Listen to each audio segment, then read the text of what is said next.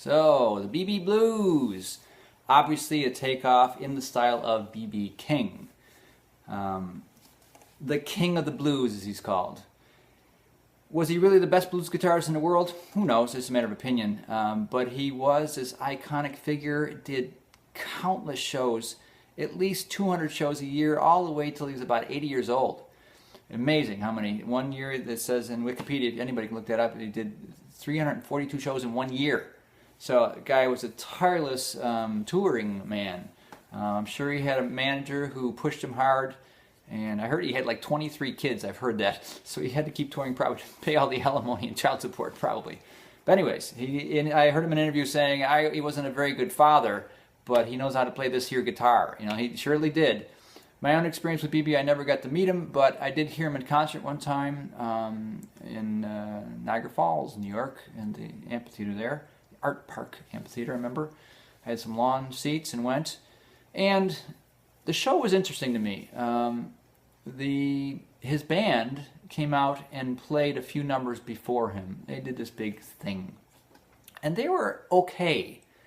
They were his backup band, and I knew local musicians and local bands in Buffalo that were better than what I heard. You know, they didn't have a super ton amount of energy, which was interesting. And then they did the whole showbiz thing, and now the star of the show, B.B. King, and this big thing. You know, he comes out like, 'cause he's got, I don't know if he had a cape like James Brown, but it seemed like it.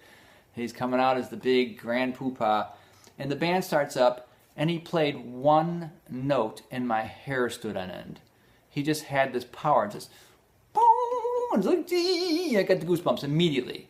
Now, it could be anticipation of what you're expecting in the show, added into all this, but the guy had the magic for sure, and he had this vibrato. Now, violinists, we know about vibrato, and guitar players have to struggle to sound like us violinists, for sure. But he had this very kind of wide and singing vibrato. He'd bend his fingers sideways. Now, us violinists don't need to bend the string sideways like guitar players do, because we can just roll up and down, because we don't have frets. It's a lot easier for us.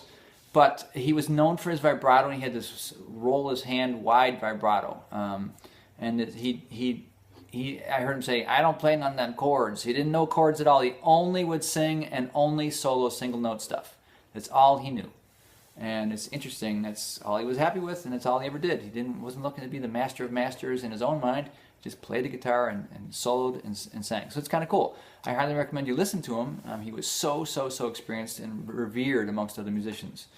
So, and his manager pushed him to play with many other pop stars. He recorded with Bono from U2 and Eric Clapton and all these different things.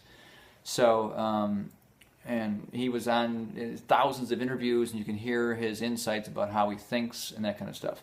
He often played tunes like this one we're here in a minor key, not always, and he would bend notes around and use other notes other than just the standard blues scale. He would use the flat six. Now, when you get to the chord lesson here, you'll find out there's a flat six chord in this song, in this arrangement. So that's a G chord. So if he goes outside the scale at all, he would throw in the sixth once in a while, or maybe the second, which would be C sharp. So if you throw in other notes by accident, or it's okay, or on purpose, when you get to the right spot, that's cool too. If you feel it, you do it. That's what I say.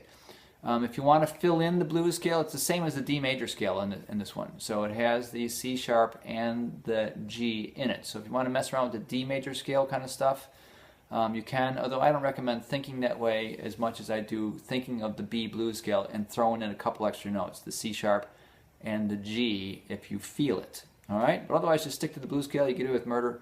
You can do that. So that's my little B.B. King story and a little background. I mean, he died back in 2015, just a couple years ago at this point, and he'll be missed, I'm sure, by millions.